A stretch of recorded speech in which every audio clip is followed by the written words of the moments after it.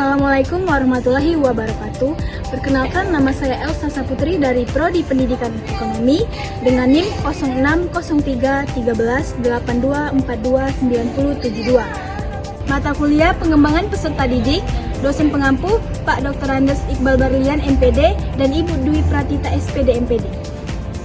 Baiklah, di sini saya akan memenuhi tugas ujian akhir semester. Baiklah, di sini saya akan mewawancara Ibu. Ibu boleh perkenalan dulu? Ya, perkenalkan, nama saya Dr. Anda Miswariani, guru mata pelajaran produktif akuntansi dari SMK Negeri 4 Lakan. Pengalaman dari ngajar itu pada dasarnya itu dari usia kuliah, yaitu di semester 2. Dan saya juga dari jebolan dari Universitas Sriwijaya pada tahun 1993. Jadi hampir 20 tahun saya mengajar di bidang akuntansi. Dan anak-anak usia anak SMK sekarang bervariasi mulai dari usia 16 sampai dengan 20 tahun. Baiklah Bu, di sini saya ingin bertanya tentang perkembangan kognitif. Bagaimana Ibu menilai perkembangan kognitif peserta didik di kelas yang Ibu ambil? Perkembangan kognitif di kelas, kebetulan saya ngajar di kelas 10. Jadi tamatan SMP di kelas 1-nya di SMK-nya. Nah, kognitif sekarang karena dia banyak bermain di digital, maka kognitifnya kurang daripada hafalan. Jadi banyakkan mereka bermain di praktikum atau praktek, dan hafalannya yang kurang untuk ditelaah. Jadi secara kesimpulan, kognitif anak-anak dari segi praktikum meningkat, tetapi dari segi dia hafalan untuk pengetahuannya agak menurun. Mungkin karena anak zaman Gen Z atau Selanjutnya itu perkembangan sosial emosional. Pertanyaannya itu, pernahkah Ibu menghadapi peserta didik yang mengalami masalah emosi atau sosial? Terus bagaimana Ibu menghadapinya? Karena di daerah masih daerah kabupaten, jadi untuk emosionalnya itu mungkin banyak kendala, karena mungkin problem daripada kondisi ekonomi orang tua, lalu kondisi hubungan antara ayah dan ibu ini sering terjadi di anak-anak SMK Negeri 4 ini. Nah, bagaimana menyikapinya ya?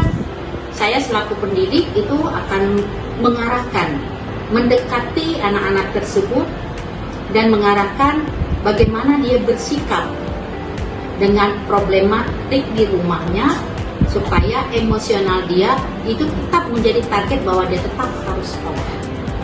Jadi dengan cara pendekatan hati ke hati. Selanjutnya itu perkembangan moral, Bu. Pertanyaannya itu, bagaimana Ibu menanamkan nilai-nilai moral kepada peserta didik dalam kegiatan pembelajaran sehari-hari? Untuk moral, kita dimulai dari kita masuk ke kelas itu dengan membuka salam dan menanyakan, "Hai, sehat?" Nah, kemudian pada saat misalnya memang tapi pada saat jam saya ada isoma antara sholat zuhur, itu kadang diajak untuk sama-sama kami sholat dan berdiam diri sedikit di masjid. Selain itu, saya juga membiasakan anak-anak untuk salaman itu secara pribadi dengan saya, dan mengajarkan untuk anak-anak itu menanamkan disiplin dalam diri sendiri. Mungkin bagi anak-anak saya dianggap cerewet. Baiklah Bu, dari beberapa perkembangan yang saya tanyakan itu, bagaimana strategi yang Ibu anggap paling penting dalam menangani masalah perkembangan peserta didik secara umum? Strateginya ya mana ya? Sebenarnya banyak strategi yang ini, dengan cara misalnya mereka harus juga senang dengan gurunya dulu. Jadi dan saya juga mengajak anak-anak itu untuk selalu mengungkapkan apa yang ingin menjadi problem dia di rumah.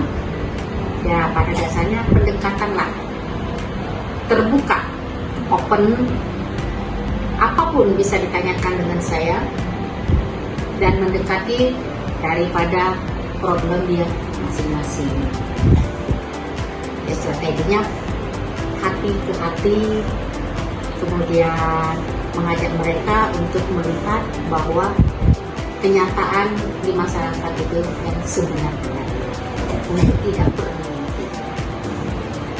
Terima kasih Bu sudah menjadi narasumber kami untuk membantu tugas ujian akhir semester ini. Semoga Ibu sehat selalu ya Bu. Sama-sama. Terima kasih Bu. Semoga sehat. Jadi dari beberapa perkembangan yang saya tanyakan kepada narasumber, itu sudah saya pelajari di perkuliahan saya di semester 2 ini pada mata kuliah pengembangan peserta didik, dan berbagai perkembangan seperti kognitif, emosi sosial, dan moral itu memiliki beberapa perbedaan. Seperti perkembangan kognitif ini lebih mencakup pada kemampuan kita berpikir, memahami, dan menganalisis. Untuk perkembangan emosi dan sosial itu lebih mencakup pada emosi kita terhadap orang lain, seperti penyesuaian diri kita di lingkungan baru. Nah, untuk perkembangan moral ini mencakup pada seperti kedisiplinan kita dalam diri sendiri, seperti etika kita terhadap orang lain. Guru dan orang tua adalah pilar utama dalam membentuk perkembangan anak, baik secara kognitif, emosi sosial, dan moral. Bersama, kita bisa membimbing mereka menjadi pribadi yang lebih tangguh dan bijak.